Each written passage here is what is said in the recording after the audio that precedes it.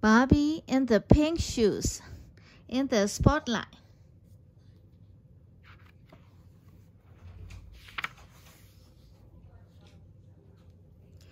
It was the day of the big ballet recital, and everyone was excited, especially Christine. The young dancer loved all the spins, jumps, and twirls in all the famous ballets. Christine watched the star ballerina Tara rehearse. She wished that she could dance the lead role.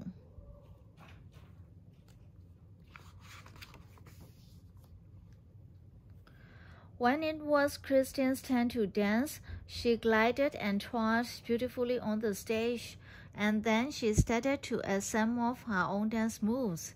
"Stop!" cried her strict dance teacher, Madame Natasha. "I've seen other girls attempt to dance their own ideas, and I promise you the story does not end well." "I just get caught up in the music," Christine said dreamily, "and my feet do their own thing." After rehearsal, Christine noticed that her ballet shoe was ripped. She went with her best friend Hallie to see the costume designer, Madame Katerina. Hallie was Madame Katerina's assistant. Madame Katerina searched everywhere. She handed Christine a pair of pink shoes. "These are for you, my dear," she said.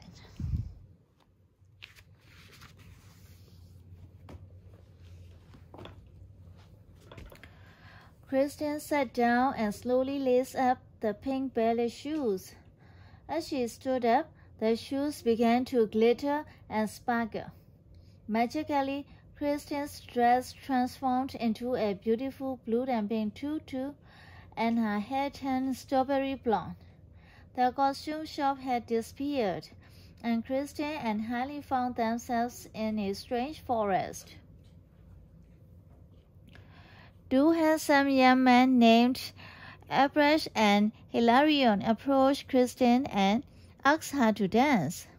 Christine soon realized that the men thought she was Giselle from the ballet Giselle. Christine was thrilled. She danced her classic steps perfectly, then added her own unique, graceful steps to the ballet. Christine had never felt more alive. "I love these shoes," she exclaimed.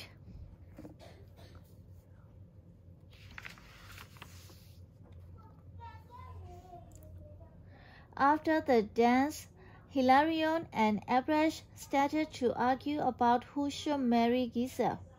Not wanting any trouble, Hallie quickly pulled Christine into the forest. Suddenly, a grand ice lake appeared.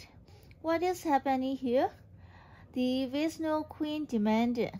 "I will not tolerate this kind of disruption. The ballet must be perfect. Bring the girl to me." As the girls ran through the forest, Hallie realized what was happening. "It must be the shoes," said Hallie. "When you put them on, we ended up in the middle of the ballet. But if you take them off—" "No way," said Christine. She had never been the star ballerina before this. Just then, Christine's hair turned a rich chestnut brown, and her dress transformed into a gorgeous purple gown. A group of ballet dancers appeared and placed a glittering swan crown on her head. Christine had become the Swan Queen Odette in the ballet Swan Lake.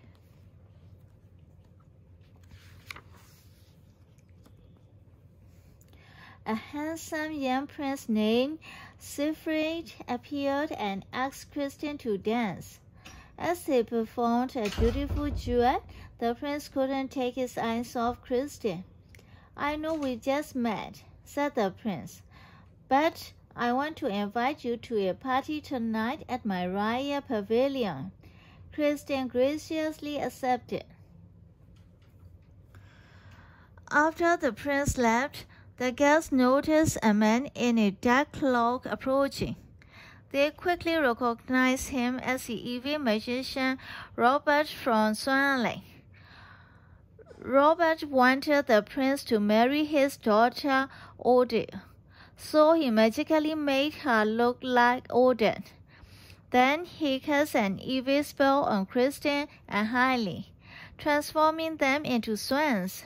Every day when the sun set, they would change back into humans, but when the sun rose, the girls would change back into swans.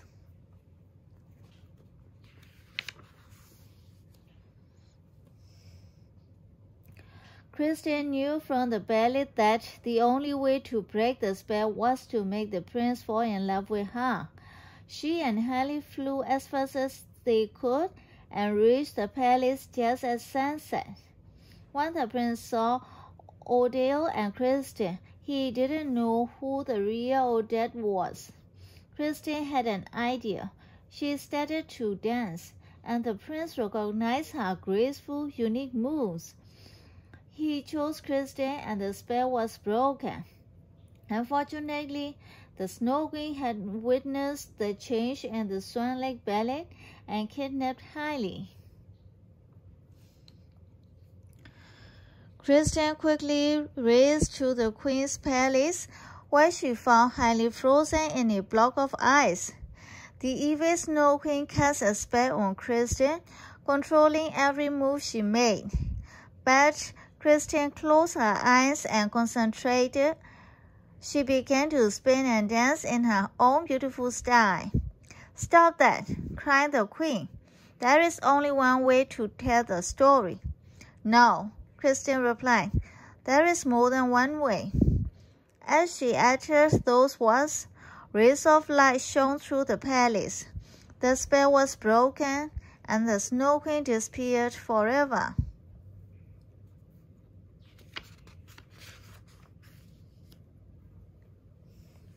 The ice around Hailey melted, setting her free. Kristen hurried over to her best friend and gave her a big hug. "Let's go home," Kristen said. As a young dancer untied her pink shoes, the ice palace began to fade away. Before they knew it, the two friends were safely back at their ballet school. There was no time to waste. The recital was about to begin, and ballet schools were in the audience.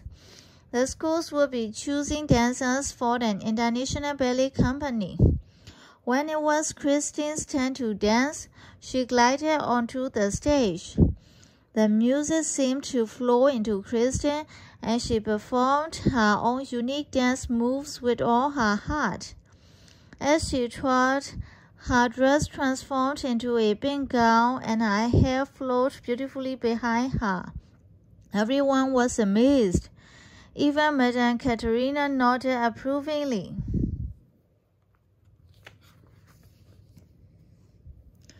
After the recital, the ballet schools chose Tara to star in their production of Giselle, but they also chose Kristen and her original dance style as the inspiration for a new ballet. Kristen and Hailey were so happy.